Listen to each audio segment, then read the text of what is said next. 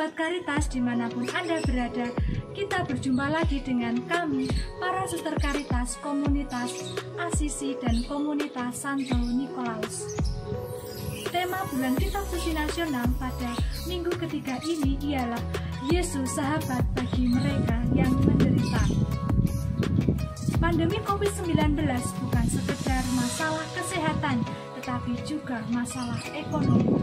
Sesuai dengan tema minggu ketiga ini, kita akan belajar bersama merenungkan pengalaman para suster kita yang hadir bersama melayani para pedagang kecil di pasar. Selain itu, kita juga akan merenungkan dari Injil Lukas mengenai orang Samaria yang murah hati. Oleh karena itu, mari kita siapkan hati kita untuk berdoa. Kita siapkan hati untuk berdoa. Dalam nama Bapa dan Putra dan Roh Kudus. Amin. Allah Bapa yang Maha Kasih, kami bersyukur dan berterima kasih kepadamu atas berkat dan rahmat-Mu yang Kau limpahkan kepada kami, atas waktu yang Kau berikan kepada kami untuk boleh berkumpul bersama mendengarkan sabda-Mu. Kami mohon utuslah Roh Kudus-Mu atas diri kami masing-masing. Mampukanlah kami agar kami dapat merenungkan dan meresapi sabda-Mu yang akan kami dengarkan hari ini, sehingga kami dapat menjalaninya dalam hidup kami sehari-hari untuk berbagi kasih bersama sesama kami dimanapun berada, tanpa membedakan satu sama lain. Kami serahkan seluruh keberadaan kami pada saat ini ke dalam tangan-Mu, sebab Engkaulah Allah kami kini dan sepanjang segala masa. Amin.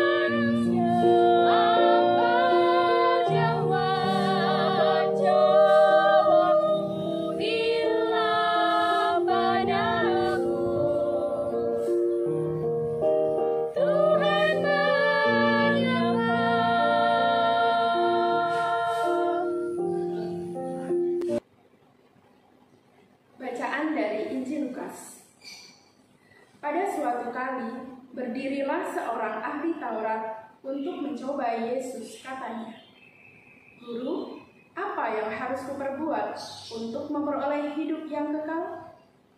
Jawab Yesus kepadanya, "Apa yang tertulis dalam hukum Taurat? Apa yang kau baca di sana?"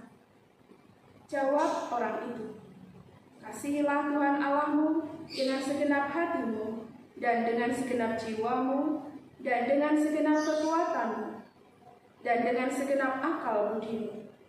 Dan kasihilah sesamamu manusia seperti dirimu sendiri. Kata Yesus kepadanya, jawabmu itu benar. Perbuatlah demikian, maka engkau akan hidup.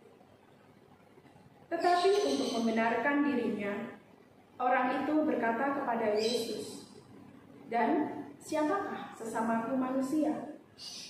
Jawab Yesus, adalah seorang yang turun dari Yerusalem ke Yeriko. Ia jatuh ke tangan penyamun-penyamun yang bukan saja merampoknya habis-habisan, tetapi yang juga memukulnya, dan yang sesudah itu pergi meninggalkannya setengah mati. Kebetulan ada seorang imam turun melalui jalan itu. Ia melihat orang itu, tetapi ia melewatinya dari seberang jalan. Demikian juga seorang Lewi datang ke tempat itu.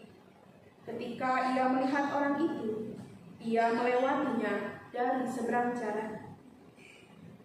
Lalu datang seorang Samaria yang sedang dalam perjalanan ke tempat itu. Dan ketika ia melihat orang itu, tergeraklah hatinya oleh belas kasihan. Ia pergi kepadanya, lalu membalut luka-lukanya. Sesudah ia menyiraminya dengan minyak dan anggur. Kemudian ia menaikkan orang itu ke atas keledai tunggangannya sendiri, lalu membawanya ke tempat penginapan dan merawatnya. Keesokan harinya, ia menyerahkan 2 dinar kepada pemilik penginapan itu. Katanya, rawatlah dia, dan jika kau belanjakan lebih dari ini, aku akan menggantinya waktu aku kembali. Siapakah di antara ketiga orang ini, menurut pendapatmu, adalah sesama manusia dari orang yang jatuh ke tangan penyamun itu? Jawab orang itu, orang yang telah menunjukkan belas kasihan kepadanya. Kata Yesus kepadanya, pergilah dan perbuatlah demikian. Demikianlah sabda Tuhan. Terpujilah Kristus.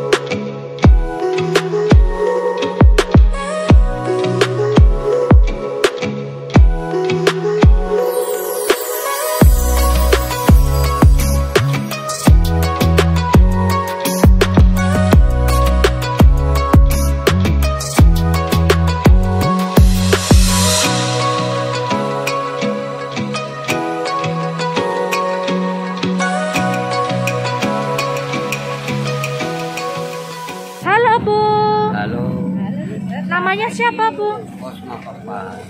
Oh, ayo Kak. Nama panggilannya siapa, Bu? Oh, Bung. Oh, Bung. Dipanggil Opung ya? Oh. Opung sudah berapa tahun nabung di TU? Rasa sudah 6 tahun. 6 tahun. 6 tahun. Oh, itu setiap harinya nabungnya sama nggak? Dulu nabung setiap hari 20. 20. Sekarang baru gelombang kedua nabung, ada rezeki dikasih Tuhan. 50.000. 50.000. Setengah tahun ini 100.000 satu hari. 100.000 satu hari, jadi bertambah ya? Kalau butuh sewa rumah, uang minta anak, menantu, aku minta. Minta sama suster. Dari suster. Terus selama masa pandemi itu Opung nabungnya berapa sehari? 100. 100. Oh, jadi selama masa pandemi itu jualannya juga banyak ya? Dulu 20.000 satu hari. Heeh. Sudah ada 2 tahun dan dia jadi 50. 50. Jadi sekarang setengah tahun ini sudah 100 satu hari. Sudah 100 satu hari. Butuh duit sewa rumah, aku minta. Ini mau sewa rumah, bayar lampu aku minta 1 juta. Kemarin itu hilang HP itu, aku minta 2 juta. Minta anakku sama cucuku, aku minta 4 juta. Sewa lapak ini 7 juta, aku minta bulan 8 tanggal 3. Jadi ada manfaatnya nggak Opung nabung di CU? Ada manfaatnya, lemak bagus. Lemak bagus ya? Ya. Gitu ya. Jadi bisa membantu Opung gitu? Bisa membantu kalau bukan di rumah aku sering dibongkar uang. Oh ya? Tabungku selama 2 bulan ini 4. Namanya Bapak siapa? Namaku Helmi Satrawan. Bapak tinggal di Kemudian aku tinggalnya di Pak Jo. Bapak jualan? Aku keseharian aku pembeli, belanja gitu kan. Nah kebetulan aku ketemu sama Palen, ada beberapa suster Palen namanya. Ada beberapa bulan yang lalu, belum sampai 1 tahun sih, ditanya kalau pedagang pinjam nabung. Kalau aku bilang aku nabung aja, boleh nggak? Boleh. Mana KTP bapak? Masih KTP sama dia. Oh boleh, bapak mulai besok nabung. Mana kartu foto aku? Kartunya besok aku bawa. Akhirnya jalan sampai sekarang sampai saat ini. Apalagi yang Berapa bulan? sudah hampir 3 bulan kan? Baru sih. Iya. Pertama nabungnya berapa Pak? 10.000. Kenapa tadi? Kenapa? 20. Aku naikkan 20. Nanti kalau misalnya naik lagi 30 berguyur kan, naik lagi 40, naik 50 gitu. Ada manfaatnya nggak itu? Banyak sekali manfaatnya, bagus. Tapi sayang aku bukan pedagang. Kalau aku pedagang kan mungkin bisa pinjam pakai gitu kan. Kalau aku kan cuma belanja nabung aja gitu. Nah kalau pedagang manfaatnya bagus sekali. Asal mereka tuh mau betul-betul punya usaha untuk dagang, pinjam bayar. Nabungnya juga Enggak cuman ya gitu. Apa namanya tuh misalnya anak pengantin bisa pakai itu. Undang-undang Bisa tarik. undang-undang Kemudian apa namanya tuh misalnya aku punya borongan, punya ada kerjaan bisa ngambil gitu. Aku hanya ingin menemukan kepercayaan dia sama aku dulu. Dan aku mau tahu bahwa itu benar-benar kooperasi berjalan apa tidak gitu. Ibu namanya siapa, Bu? Rosida Nenggola, Oh ya, Ibu sudah berapa tahun nabung di YPD? kurang lebih 3 tahun 3 tahun. Nah, selama nabung di YPD ini membantu atau tidak? membantu. Membantunya gimana? Ini ada saldo kita, waktu kita butuh bisa kita tarik. Oh. Ya, Kalau di masa pandemi ini gimana? Sangat membantu. membantu juga. Oh, itu. Ya, Selama pandemi ini gimana jualannya? aduh, merosot Merosot, banget sos. merosot. Iya. Biasanya berapa pendapatannya? Kalau dulu kita masih bisa lah minimal dapat 4 juta minimal Oh. satu hari. Kalau sekarang 2,5, 2 juta, capek banget. Oh, begitu. Oke, terima kasih. Oke, sama-sama. Namanya siapa, Bu? Sulastri, Asalnya dari mana? asalnya dari Jawa. Oh, dari Jawa. Iya, Oh, ya. Ibu sudah berapa tahun nabung di YPD? 2 tahun jalan.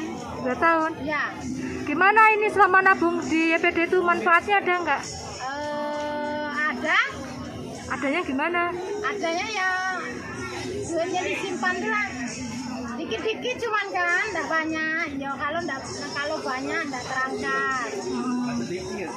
Membantu untuk modal ini? boleh. Membantu untuk buat modal boleh. Bisa. Minjam maksudnya. Oke. Jadi bermanfaat ya Bu ya? Ya, alhamdulillah. Oke. Kasih.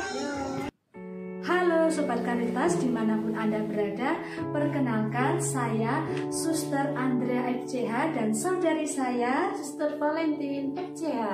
Nah, Suster Valentin ini berkarya di Koperasi Bina Danarta kilometer 7 Palembang. Nah, Suster, tadi saya tuh sudah melihat video singkat Suster bagaimana perjalanan Suster dalam melayani orang-orang yang ada di pasar. Nah, saya mau tanya Suster, kira-kira Suster itu melihat para pedagang di pasar itu seperti apa sih? Hanya sekedar klien atau ada sesuatu nilai yang lebih? Saya melihat mereka, Suster Andrea, tidak hanya sebatas klien saja yang kita layani di lapangan, tapi saya melihat mereka adalah sesama manusia dan mereka adalah saudara-saudari kita semua. Jadi Suster melihatnya itu adalah sesama manusia. Jadi Suster ingin membantu mereka ya Suster ya. Ya. Nah, tadi saya juga lihat di video itu Suster itu seperti mencatat ya. Datang mencatat. Itu kira-kira apakah hanya datang ke pasar hanya mencatat langsung pergi, ataukah Suster juga sedikit lah mendengarkan keluh kesah mereka, seri pengalaman mereka. Apakah Suster pernah mendengarkan keluh kesah mereka? Saya datang ke pasar tidak hanya untuk melayani atau mencatat sebagai tugas perusahaan saya, tapi saya juga setiap harinya selalu mendengarkan keluh kesah mereka. Apalagi di dalam masa COVID ini, Suster, mereka sangat mengalami hal yang begitu mengkhawatirkan bagi mereka, apalagi begitu menurunnya pendapatan mereka dalam sehari-harinya dibandingkan dengan dulu. Iya Suster, tadi kan sudah mendengarkan sharing dari pengalaman mereka lah ya. Nah, kira-kira dari sharing-sharing mereka itu, kira-kira apakah mereka itu pernah bercerita bahwa Koperasi Bina Danarta ini memang sungguh bisa membantu mereka, terlebih di masa pandemi COVID-19 ini yang sangat perekonomian itu kan sangat menghimpit. Apakah mereka sungguh sangat terbantu dengan kehadiran koperasi ini? Ya, Suster Andrea, mereka sangat terbantu dan sangat bersyukur dengan adanya Koperasi Bina Danarta yang ada di kongregasi kita.